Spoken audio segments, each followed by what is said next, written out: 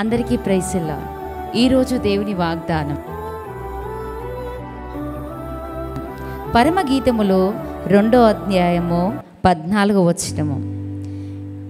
పేటు బీటులా నాశ్రయించు నా పావరమా, నీ స్వరము మాధుర్యము, నీ ముఖము మనోహరము, నీ ముఖము నాకు కనబడనిమ్ము, నీ స్వరము నాకు వినబడనిమ్ము.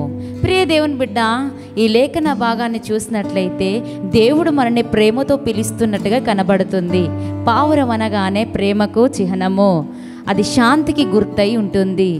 అంత శాంతికి గుర్తైన పావురము అని మనందరినీ దేవుడు పిలుస్తూ ఉన్నాడు.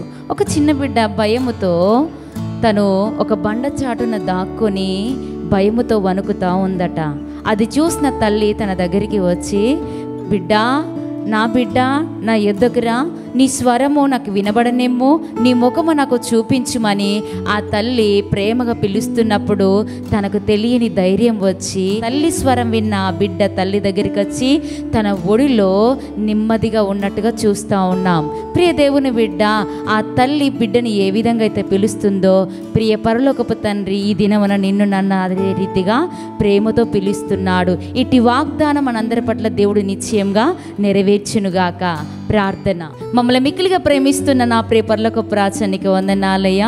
ఈ దినమున నాయన మీరు పిలుస్తున్న మీ ప్రేమ పిలుపుకై వందనాలు. ఎంతమంది అయితే తండ్రి ప్రేమను పొందుకోలేక శాంతి లేక నలిగిపోతున్నారో ఈ దినమున ఇటు వాగ్దానం వారందరి పట్ల మీరే నెరవేర్చి వారి జీవితంలో గొప్ప కార్యాలు జరిగించి శాంతి, సమాధానము, నెమ్మది, ప్రేమ పొందుకున్నటకు నీ కృపతో నింపి ఆశీర్వదించుమని నజరేయుడైన యేసుక్రీస్తు నామములో వేడుకుంటున్నాం తండ్రి.